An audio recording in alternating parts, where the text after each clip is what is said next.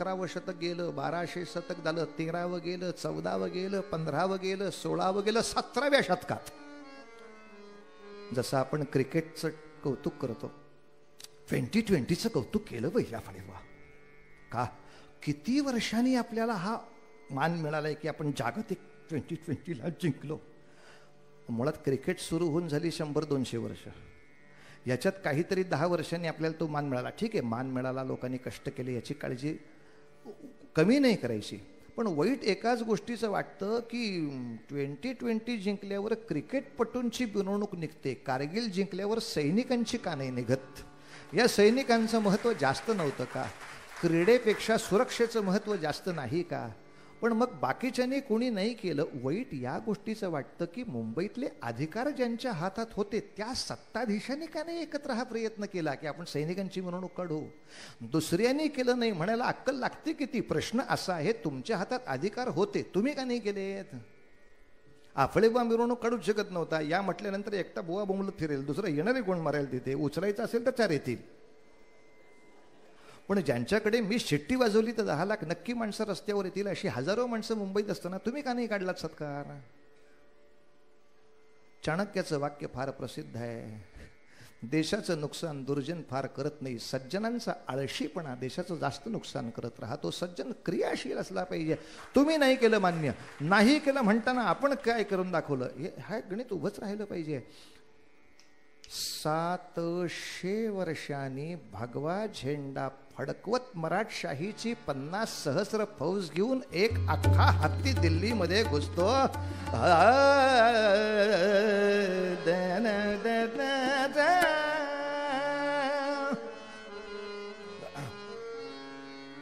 जो पहिला नेतृत्वामध्ये झेंडा जातो ना त्याला जरी पटका म्हणायची पद्धत आहे. त्याची कमान जरीची केलेली असते आणि त्याला जरी पटक्याचा हत्ती असाही नाव त्या हत्तीला दिलं जातं. जरी पटक्याचा हत्ती, जरी पटक्याचा हत्ती, जरी पटक्याचा हत्ती, हुजुराती सह घुसून बेभान आहे. आर्याच चाल बदलली मूडसाठी. हुजुराती सह, हुजुराती सह, हुजुराती सह घुसून बेभान. दणका मारी पहिला, दणका मारी पहिला, दणका मारी पहिला दिल्लीला. खाम येत दरादारून, जरी पटक्याचा हत्ती, जरी पटक्याचा हत्ती, जरी पटक्या. बाळाजी विश्वनाथ सेना करता लाल किल्ल्यासह संपूर्ण दिल्ली वेगवेगळ्या चौकांनी वेढली गेली. दुसऱ्या बादशहाला घेऊन शिष्टमंडळ लाल किल्ल्यात गेलं. खरं सभा झाल्यानंतर घ्यावी, पण पहिला बादशहा आधीच घेऊन आला होता, त्यामुळे बोलणी काही होईच ना. होळीच सुरू झाली होती. आता मात्र दुसऱ्या बादशहाचं बळ जबरदस्त होता. दुसऱ्या बादशहाच्या समर्थकांनी त्या अनर्गल विलापांच्याकडे बोट करून सैनिकांना आज्ञा केली, गिरफ्तार करो चंबूक को. पहिला बादशहा लाल किल्ल्यात अटकेल. त्याला अटक करून पाठवत असताना त्यांनी आपल्या समर्थकांना सांगितलं, ये कोई बालाजी नाम का लाल पगड़ी वाला आया है, वो खतरनाक है साला. ये दूसरे को बैठने दो सिंहासन पर, लेकिन बालाजी को खत्म करो यार, बालाजी को खत्म करो यार. आणि सुदैव किंवा दुर्दैव, या बाळाजी विश्वनाथाचा अत्यंत परममित्र मगाशी सांगितलेला बाळाजी भानू, तो या स्वारीत त्याच्याबरोबर आला होता. दोघं दिसायला एकसारखे होते. बाळाजी भानूनं पण लाल पगडी घातली होती. बाळाजी विश्वनाथ लाल पगडीवाला हा एक फौजेचा तुकडा घेऊन बाकी चौक्या नीट आहेत का नाही ते पाहत राहत होता. एवढ्यात पहिल्या बादशहाच्या समर्थकांना तो भानू दिसला. त्यांना वाटलं बहुतेक बाळाजी बाळाजी भट म्हणतात, पेशवा म्हणतात तो हाच, याच्या सैन्यामुळे आमची सगळ्या सत्ता गेल्या. वाटेल तसा वाकडा तिकडा हल्ला झाला. त्या हल्ल्यामध्ये 600 मराठी सैनिक काड कापले गेले. भानू चिंध्याहून हमरस्त्यावरती मारला गेला. हे समजल्यावर मात्र बाळाजी विश्वनाथांनी स्वतःच्या अखत्यारीमध्ये रणशिंग फुंकला. शिंक फुंकल्यावर दिल्लीच्या अनेक रस्त्यांवरती पेठांबंद प्रचंड मोठ्या इमारती धाड धाड धाड धाड धाड ज्या पेटल्या. तो लाल किल्ल्यातनं बाहेर निरोप आला, सत्ता बदल झालेला आहे, नाका पेटवू काही आता. दुसरा बादशहा तुम्हाला हवा तो बसलाय, पण दिल्लीला जो दणका बसला की मराठी माणूस एक दिवसासाठी जरी तिथं आला तर तो एवढा दणका मारू शकतो. तेव्हापासून दिल्लीच्या लोकांनी ठरवलं मराठी माणसाला वर येऊ द्यायचा. तो दिल्लीत आला की वैताग करतो रे बाबा. सगळ्या प्रांतांना कळलं मराठी माणसाची ताकद तिथं काय येते. दुसरा बादशाह सत्तेवरती आला आणि हा जो भानू चिंध्याहून मारला गेला याचं कौतुक करण्यासाठी नंतर महाराष्ट्रात परत आलेल्या बाळाजी विश्वनाथांनी या भानूची सगळी कथा शाहूराजांना सांगितली. या भानूचं बलिदान आणखीन एका गोष्टीसाठी होतं, कारण त्याची छावणी बरोबर लाल किल्ल्याच्या समोर होती. आतून पहिल्या बादशहाचे समर्थक जे सुटले त्यांनी पहिला हल्ला तिथे केला होता. अर्थात सत्ता बदल झाला, त्याच्यामध्ये 2 गोष्टी मिळणार होत्या. 2 गोष्टीमध्ये ह्या 6 सुभ्यांवर शाहूंची राज्याची मक्तेदारी मान्य आहे. हा 6 सुभे दख्खन महाराष्ट्राला मिळणार होता. आणखीन शाहूराजांची आई जी अटकेत होती ती सुटणार होती. शंभूराजांचा एक दासीपुत्र मदनसिंग जो होता तो त्याच्यातनं सुटणार होता. आणि हा सगळा भोसल्यांचा राजपरिवार जो इतकी वर्ष मुघलांच्या अटकेत होता तो या सगळ्या कागदपत्राच्या बरोबरीनं सन्मानाने सुटून महाराष्ट्रात यायचा होता. ही माणसं सगळे आपल्या कैद्यांना सन्मानाने महाराष्ट्रात नेत आहेत, मारली पाहिजेत म्हणून तो भानू मारला होता. बाळाजी भटाच्या संशयाने मारला गेला होता. पण तरी सुद्धा महाराष्ट्राच्या महाराणी महाराष्ट्रात परत पोचाव्यात म्हणून ते बलिदान होतं, म्हणून ते युद्ध होतं. महाराष्ट्राच्या सनदा महाराष्ट्राला मिळाव्यात म्हणून ते बलिदान होतं. तर भानूंच्या घराचा सन्मान शाहूंनी राखावा अशी एक विनंती अर्ज आहे. आणि तेव्हापासून शाहूंनी भानूंच्या घराला वंश परंपरागत फडणीस ही पदवी दिली, जे मुख्यमंत्र्यांचं नाव आहे. त्यांना सुद्धा मी ही कथा ऐकवली आहे. फडणवीस तुमच्या नावाची कथा ही आहे. भानूचे आडनाव पुढे फडणवीस झाले. नाना फडणवीस हा या भानूंच्या वंशातला पेशवाईतला पुढचा शहाणा, ज्यांनी स्वतःच्या बुद्धीनं स्वतःच्या देहाची बलिदानं या स्वराज्याच्या संघटनेसाठी दिलेली अशी मोठी माणसं होती ही. भानूंचं बलिदान, सत्ता बदल हे सगळं करून जेव्हा बाळाजी विश्वनाथ परत आले, या संपूर्ण स्वारीमध्ये वय वर्ष 18 असणारा त्यांचा बाजीराव हा मुलगा बरोबर होता. त्यामुळे त्याच्या आयुष्यात त्याला पहिल्यांदाच 18व्या वर्षी काही पद नसताना सातारा ते दिल्ली विमानाने जायचं नाही. रस्त्यातला कोपरा आणि कोपरा नद्या. आम्ही नर्मदेवरचा पूल बघूनही थांबलो होतो. संपणार आहे ना पूल हा म्हणायचे. अहो कित्येक नद्यांची पात्र यमुनेच्या काठी तर अशी आहेत की इकडच्या तीरावरच्या माणसाला तिकडचा तीर दिसत नाही. इथली मुळा मोठा डोळ्यासमोर ठेवून नाही कल्पता येणार की उत्तरेकडे काय विचार करावा लागेल. बरं याच्यावरनं जर सैन्य न्यायचं असेल किंवा हत्ती न्यायचे असतील, तोफा न्यायचे असतील, कायमस्वरूपी कुठलाही पूल बांधलेला नाही. तिथल्या नावाड्यांना एकत्र करा, त्या नावा एकमेकाला जोडून त्याचे पूल तयार करा. बरं त्यांच्याकडनं दिशादर्शक सगळ्या गोष्टी घ्यायला लागतात की लाटा कशा तऱ्हेने येत आहेत, कशा तऱ्हेने नाव लावली गेली पाहिजे. नाही तर तुम्ही पाण्यात उतरल्यावर मोठी लाट आली, चला जलसमाधी घेऊ, असं नाही करता येणार साहेब. महाराष्ट्रापासून एवढं सैन्य आपण सगळ्या अनेक सौभाग्यवतींचं कुंकू बरोबर आणलं इथं. एवढे हे सगळे पूल बांधायचे. त्या वेळेला सैन्य नर्मदेच्या काठी असेल तर ते सैन्य जोपर्यंत यमुनेच्या काठी येते तोवर यमुनेवरचा पूल तयार पाहिजे. आलात का तुम्ही? चला घ्या झाडू, झाडायला घ्या यमुने. हा तुझा पूल कधी व्हायचा? माझ्या काकाच्या श्राद्धाला जायचो म्हणजे मी दिल्लीपर्यंत. नाही नाही नाही बाबा, हा बाजीरावांनी रस्ता इतका पाठ करून ठेवला होता की बाजीरावांच्या कारकिर्दीत त्यांची खासियत अशी होती, पुण्यातून जर त्यांनी 50,000 फौज आपली घोडदळ घेऊन काढली तर टाळ काढ काढ काढ काढ काढ काढ काढ काढ घोडदळ निघेल. आणि अवघ्या 28 दिवसात हे घोडदळ दिल्लीच्या दारात युद्धाला उभा असेल. कशाला म्हणतात 28 दिवस साहेब? या 28 दिवसात चमळेच्या खोऱ्यापासून विंध्य पर्वत पायानी चढून उतरायचा आहे. फुलंदेवीच्या प्रांताचं गट. रस्त्यातले पेंढारी लुटारूच आपल्याला जास्त त्रासदायक. हे सगळं करून दिल्लीला जाऊन गेस्ट हाऊसमध्ये जाऊन निवास नाही करायचा. जरा AC लावा. का महाराष्ट्रातनं आलोय आम्ही, कुठलाही AC कुठलं काय का पाणी मिळेल का नाही तिथे माहीत नाही. रणांगण उभं करायचे तलवारी घेऊन तुला. पण अशा सेना बाजीरावाने तेव्हा केल्या होत्या. पण बाजीराव पेशव्याला किंवा बाजीराव बाळाजी भटाला ही पेशवाई त्याच्या वयाच्या 20व्या वर्षी मिळावी. यामध्ये बाजीरावांचं फार कर्तृत्व नव्हतं. बाळाजी विश्वनाथाचे उपकार स्मरून याच्या पुढच्या वंशजाला मला संधी दिली पाहिजे हे लक्षात घेऊन शाहूराजांनी बाजीरावाच्या 20व्या वर्षी त्याला हे दिलं. कारण दिल्लीच्या प्रवासानंतर बाळाजी विश्वनाथ फार टिकले नाहीत. सासवड मुक्कामी त्यांचं निधन झालं. बाजीराव पेशवे पदावर आले. नंतर 10 वर्ष पेशवे पदावर राहिले. नंतर शनिवारवाडा बांधलाय. शनिवारवाडा बांधला तो शाहूराजे असताना बांधला.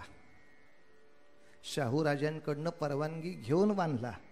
शनिवारवाड्याच्या संमतीपत्रावर शाहूराजांचे शिक्के इतिहास कागदपत्रात आहेत. आणि आज सगळ्या संभाजी ब्रिगेडपासून मराठा सेवा संघाची बोंबा बोंब सगळीकडे चालू आहे. शनिवारवाडा म्हणजेच लाल महाल आहे. किती बी ग्रेड बोलावं माणसानं. कशाच्या भरोश्यावर सांगता? पेशव्यांनी शिवाजी राजाचा लाल महाल लुबाडला आणि स्वतःच्या नावावर खपवला. शाहू असताना, शंभूराजांचा मुलगा जिवंत असताना हे पेशव्यांनी केलं. याच्यातून सिद्ध काय काय करता येते एकदा सांगा. मग अशा बाजीराव पेशव्यांना सत्तेवरनं खाली उतरवायची ताकद शाहूत नव्हती का? किंबहुना आता महत्वाची गोष्ट अशी आहे की रेल्वेचा अपघात झाला. राजीनामा कोणाचा पाहिजे? सुरेश प्रभूंचा पाहिजे. म्हणजे कोणाचा पाहिजे? रेल्वे मंत्र्याचा पाहिजे. त्यांनी आगगाडी चालवली होती का? नाही. पण मग त्यांचा राजीनामा का पाहिजे? ह्या अपघात करणाऱ्या ड्रायव्हरला नेमला कोणी? म्हणून तुमचा राजीनामा पाहिजे.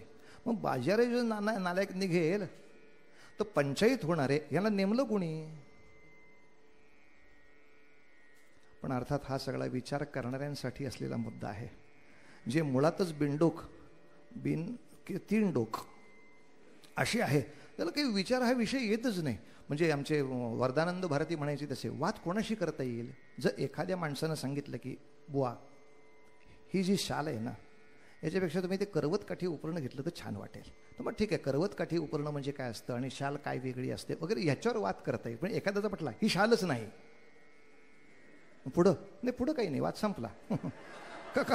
कशावर वाद करायचं? मुळात आंधळा माणूस माझ्यासमोर आणून तुम्ही बसवलाय, ज्याला काही त्याला स्वतःलाच काही कळत नाही. हे माझं बोललेलं त्याला कळत नाही. काय वेळ आपण वाया घालवतोय. पण अशी बिंडुकांची इतकी प्रचंड मोठी पैदास उभी केली आहे. शनिवार वाड्यावर एकदा फलक लावला होता, हाच तो लाल महाल. मग त्यांना विचारलं, हे कोणी तुम्हाला सांगितलं? ह्यांच्या बापाने. दुसरे आहेत कोण पापी इथं जगात? बरं, हे सगळं केल्याबद्दल तुमच्यावर कारवाई होणार नाही हे कोण हलकटाने तुम्हाला सांगितलं? ते तर अनेक आहेत, ते सगळ्यांची नावं झालीच त्याच्यानंतर पुढे. आणि म्हटलं पुरावा सांगा की. पुरावा म्हणजे शाहिस्ते खान 1,00,000 फौज घेऊन लाल महालात राहिला होता. अक्कल बघा. तो त्या लाल महालात कसा मावेल? अरे पण या तरी लाल महाल, यात शनिवार वाड्यात तुम्ही 1,00,000 माणसं मांडी घालून बसून दाखवा मला. आणि तो 1,00,000 फौज घेऊन आत काही सहस्र भोजन करायला आला होता? अरे चौक्या त्यांनी बाहेर ठेवल्या असतील ना, शनिवार वाड्यात तो कशाला सगळं सैन्य ठेवेल? तो काय पागल माणूस आहे काय? मग शाहिस्ते खान असला म्हणून त्याला इतकं वेडं ठरवायचं म्हणजे खरं मुस्लिम ब्रिगेडनी हा विषय उचलायला पाहिजे की आमच्या बापाची किती निंदा चालली आहे ही मूर्खासारखी म्हणून. अजून मुस्लिम ब्रिगेडपर्यंत हा विषय पोचलेला नाही म्हणून हे शिल्लक आहेत. नाही तर ह्यांची केवढी मोठी निंदा आहे. एकदा हा प्रकरण मी उलटवलं होतं. जेव्हा मामू देशमुखनी हा नालायकपणा केला की तो म्हणाला धनाजी हा बाजीरावाचा बाप आहे म्हणून. धनाजीचं लफड आहे, तो बाजीरावाचा बाप आहे. धनाजींचं आडनाव काय? जाधव. आता मला महाराष्ट्रामध्ये जाधव आडनावाचे अत्यंत पराक्रमी, शूर आणि नेतृत्वात असलेली बरीच माणसं माहीत होती. मी त्यांच्याकडे पुस्तक दिलं, हे तुमच्या वडिलांवरचं पुस्तक, याचं इंग्रजी भाषांतर करायचं आहे, म्हणजे अमेरिकेला कळेल की जाधव काय लायकीचे असतात. शत्रूची स्त्री आपल्याकडे आली तर माय भगिनी आमची अशी म्हणून तिला परत पाठवणाऱ्या शिवाजी राजाचे जाधव नावाचे सरदार आपल्या कारकुनांच्या बायकांची लफडी करत होतात, असं हा देशमुख लिहितोय. तेव्हा याच्यात भटांची नाही, जाधवांची अब्रू जातीये याच्याबद्दल काय मत आहे? शिवाजी राजांचे सरदार लफडी करतात हे सिद्ध होतं देशमुखांच्या पुस्तकानं. याचं काय करायचं? म्हणून आमचा ह्या मीडियावरती राग आहे. हे कळल्याबरोबर काही जाधवांनी देशमुखाला घरामध्ये घुसून मुतस्तवर मारला होता, मुतला म्हणूनही मारला होता. पण त्याला फार मारता आला नाही, का ते जास्त मारलं तर म्हातारं मारायचं आणि त्याचा महात्मा गांधी व्हायचा परत.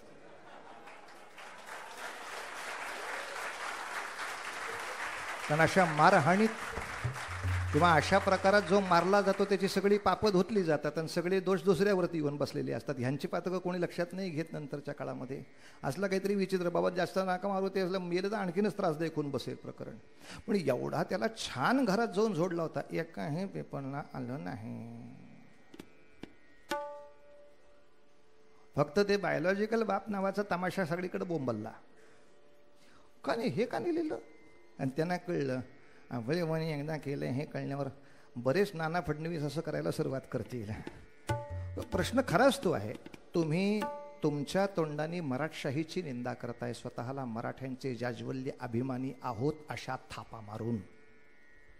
कशाचा अभिमान तुम्हाला? तुमचे धनाजी जाधव लफडी करतात हे तुम्ही स्वतःच्या पुस्तकामध्ये छापताना आम्हाला आणून दाखवताय. उलट बाळाजी विश्वनाथावरती एवढा मोठा शाहूराजांचा विश्वास की बाजीरावाबद्दल फारशी काहीही माहिती नसताना या घराने माझ्या महाराणी म्हणजे माझी आई परत आणून मला दिली, सगळा सन्मान या माणसाने आणून दिला, पुन्हा एकदा शाहूराजांच्या सिंहासनाला एवढं मोठं वैभव प्राप्त करून दिलं.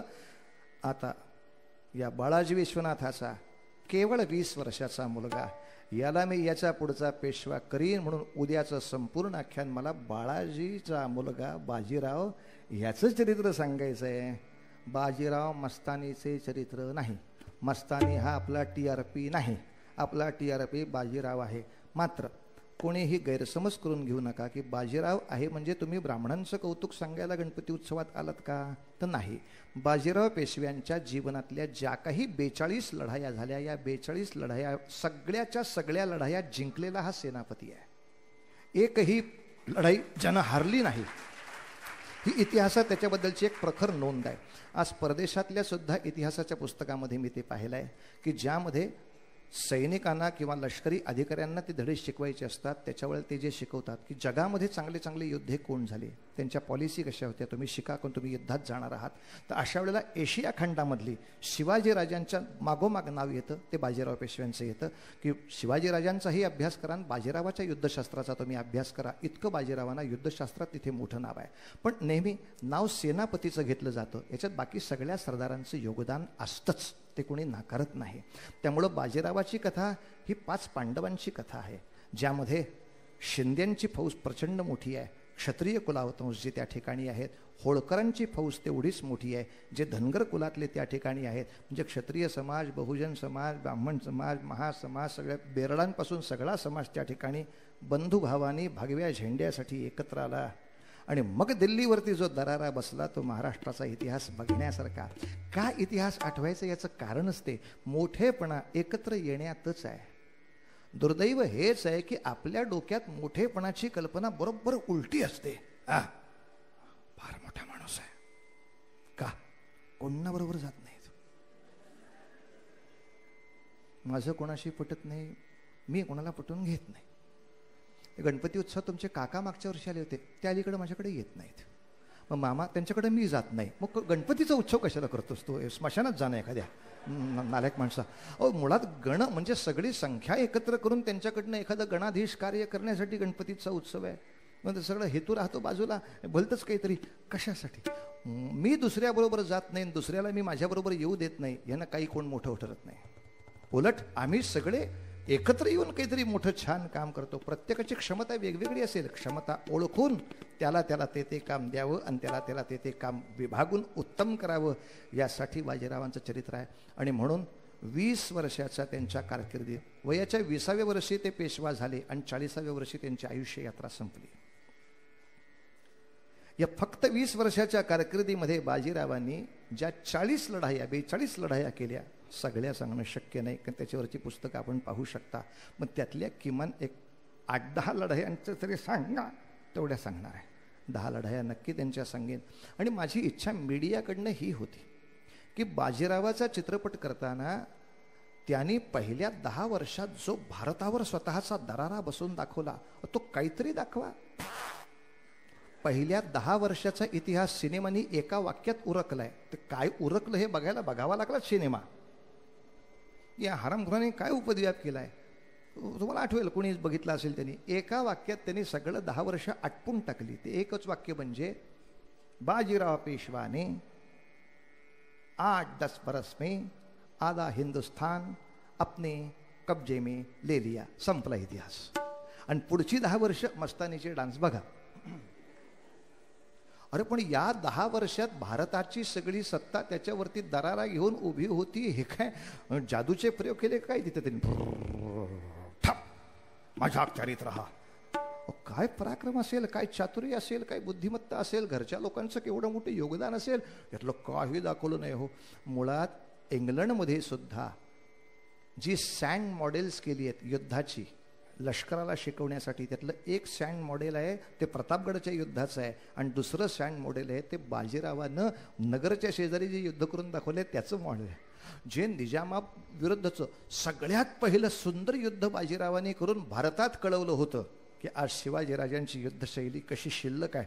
युद्धच दाखवलं ते एकदम थेट उडी. 1720 पेशवा हो गया और 1730 मस्तानी के पास पहुंच गया. संपलं. म्हणले काय मेले इतिहास शिकवावेत, जाऊ दे. ज्यांना ज्यांच्या जीवावर TRP करायचे त्यांनी ते करावेत. किमान आपण आपल्याकडनं आपलं काम करावं. आणि एक वाक्य मला रवींद्रनाथ टागोरांचं खूप आवडतं, ते एवढ्याचसाठी, तदना तना तननन तदना दे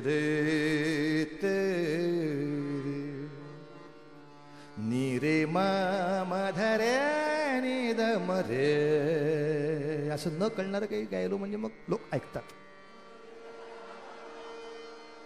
हे काय आमचं करता सुद्धा गात रे दरे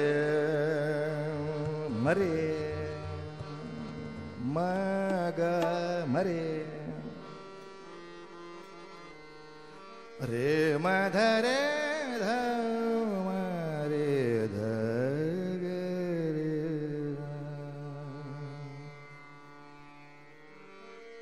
रवींद्रनाथ टागोरांची बंगाली कविता, मराठी अनुवाद. मावळतीला जात असताना सूर्याने पृथ्वीकडे पाहिलं आणि निराश डोळ्यांनी तो प्रश्न विचारत होता, उद्या उजाडेपर्यंत मी येणार नाहीये. या काळोख्या अंधारात कोणी माझं काम करेल का रे? चंद्र तारे म्हणाले, सूर्या तुझ्यासारखं कसं जमणार आम्हाला. दीपमाळा दीपस्तंभ म्हणाले, सूर्या इतकं कुठे जमणार आम्हाला. या सगळ्यांच्या निराशेकडे बघून अधिकच खिन्न झाला तो सूर्य. आणि आता पूर्ण बुडायची वेळ झाली तेव्हा अचानक देवघरामध्ये थरथरणारी एक पणती पळत पळत समोर आली आणि म्हणाली, एवढा निराश होऊ नको सूर्या, जेवढं जमेल तेवढं माझ्याकडून मी तुझं काम करत राहीन, अंधाराचा पराभव करत राहीन. रवींद्रनाथ लिहितात, प्रत्येक पणतीनं स्वतःचा प्रकाश टाकायचं ठरवलं तर दिवाळी करण्यासाठी सूर्याची वाट बघावी लागत नाही. पणत्या सुद्धा दिवाळी उभी करू शकतात, मात्र स्वतःला जळायची तयारी पाहिजे, वेळ द्यायची तयारी पाहिजे, झगडायची तयारी पाहिजे, आणि ती सुद्धा कुठल्या माणसासाठी नाही, तत्वासाठी, तत्वज्ञानासाठी, सज्जन कल्याणासाठी संघर्षाची भूमिका घेऊन उभं राहता आलं पाहिजे. अर्थात हे मी का बोलतोय, ही भूमिका घेऊन तर आपलं मंडळ इतकी वर्ष सतत संघर्ष करत आहे, आज देवाच्या कृपेने यशस्वी होत आहे. अनेक संकट येत आहेत, पण त्याच्यावरती मात करून सुद्धा आपण आपलं खरं सत्य आणि जे शिवसुंदर आहे ते मांडायचा सातत्याने प्रयत्न करतोय. ह्याच कार्याला अशीच यशाची कमान परमेश्वरानं वाढती ठेवावी असा प्रार्थनेचा विषय गणेशाच्या चरणी करून आज या ठिकाणी थांबतो. मुद्दाम मी त्याला सांगितलं होतं, मला उद्याचं चरित्र आज सुरू करता आलं असतं, पण ह्या मंदिराच्या पायामध्ये बाळाजी विश्वनाथ हा जो केवढा मोठा चिरा आहे, आणि त्याहीपेक्षा त्याच्या पत्नीचा पाठिंबा हा केवढा मोठा चिरा आहे, आणि त्याहून महत्त्वाचं म्हणजे अलीकडं पक्षनिष्ठा नावाचा विषय कसा त्या माणसाने पाळून दाखवला आहे. शिवरायांची शिकवणूक कशा तऱ्हेनं हाडीमाशी खेळल्याचा त्याने प्रत्यय आणून दिला. हा पूर्वपीठिकेचा विषय झाला नाही तर त्या मंदिराची खरी उंची आपल्याला मिळणार नाही. म्हणून आजचा दिवस त्यांच्या वडिलांच्या नमस्कारासाठी म्हणून घेतला. उद्या 21व्या वर्षी बाजीरावाने पेशवेपद मिळाल्यापासूनचा त्याच्या 40 वर्षातल्या पुढच्या 20 वर्षाचा इतिहास, किमान 10 युद्धांचा तपशील आपल्या समोर मांडून करतो. तोपर्यंत गणेशाचं स्तवन धरोनिया फरश करी, भक्तजनांची विघ्ने बारी, भक्तजनांची विघ्ने बारी, भक्तजनांची विघ्ने बारी. ऐसा गजानन महाराजा, ऐसा महाराजा,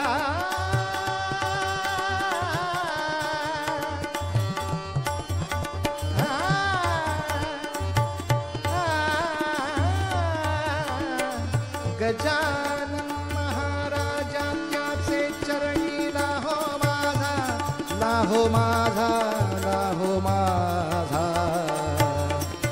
धरोनिया फरश करी, भक्तजनांची विघ्ने बारी, भक्तजनांची विघ्ने बारी, भक्तजनांची विघ्ने. मंगलमूर्ती आरतीसाठी सगळे जण उभे राहूया, आरती करू. उद्या कृतज्ञता पुरस्कार हा एक विषय आहे उद्या, आणि आपण बरोबर 9 वाजता कीर्तनाला प्रारंभ करतो आहोत. सगळ्यांनी आग्रहपूर्वक यावं.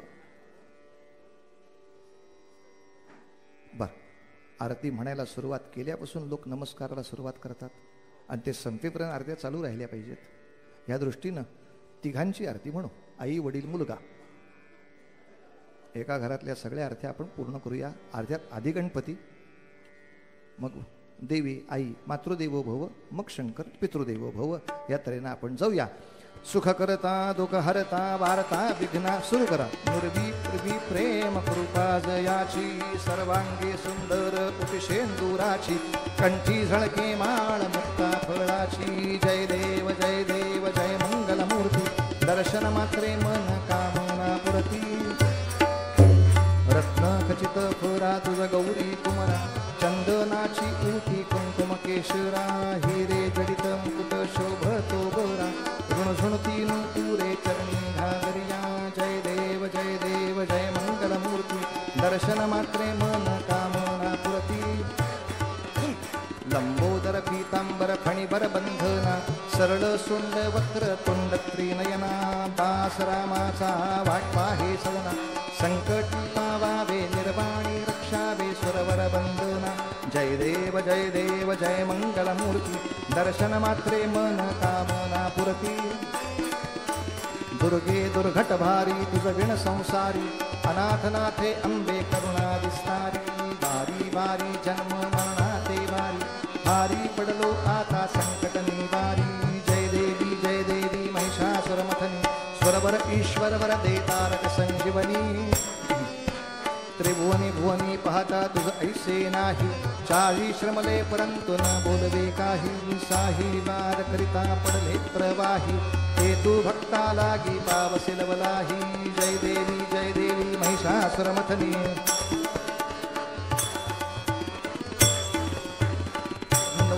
प्रसन्न होसी निजदासा क्लेशापासून सोडी तोडी भवपाशा अंबे तुझ वाचून कोण पुरविल आशा नरहरि तल्लीन झाला पदपंकज देशा जय देवी महिषासुरमतनी स्वरवर ईश्वर वरदे तारक संजीवनी जय देवी जय लवथवती विक्राळा ब्रह्मांडी माळा विषे कंठ काळा त्रिनेत्री ज्वाळा लावण्य सुंदर मस्तकी बाळा तेथून या जळ निर्मळ वाहे झुळझुळा जय देव जय श्री शंकरा आरती ओवाळू तुझ कर्पूर गौरा जय देव कर्पूर गौरा भोळा नयनी दिशाळा अर्धांगी पार्वती सुमनांच्या माळा विभूतीचे उधळण श्रुतिकंठ नीळा ऐसा शंकर शोभे उमा वेल्हाळा जय देव जय श्री शंकरा देवी दैत्य सागर मंथन पै केले रामाची अवचित हालाहल उठले तेव्हा असुरपणे प्राशन केले नीलकंठ नाम प्रसिद्ध झाले जय देव जय श्री शंकरा आरती ओवाळू तुझ कर्पूर गौरा जय देव व्याघ्रांबर फणीवर धर सुंदर मदनारी पंचानन मनमोहन मुनिजन सुखकारी शतकोटीचे बीज वासे उच्चारी रघुकुल टिळक रामदासा अंतरी जय देव जय श्री शंकरा आरती ओवाळू तुझ कर्पूर गौरा घालीन लोटांगण वंदीन चरण डोळ्याने पाहिन रूप तुझे प्रेमे अलंगिन अनंत पूजन भावे ओवाळीन म्हणीन त्वमेव माता पिता त्वमेव बंधुः सखा त्वमेव विद्या सकलं त्वमेव कायेन वाचा मतेन्द्रियैर्वा बुद्धात्मना वा प्रतिकुसभावात् करोमि यत् सकलं परस्मै नारायणाय समर्पयामि अच्युतं केशवं रामनारायणं कृष्णदामोदरं वासुदेवं श्रीधरं माधवं गोपिकावल्लभं जानकी नायकं रामचन्द्रं भजे हरे राम राम राम हरे हरे हरे राम राम हरे हरे सदा सर्वदा योग तुझा घडावा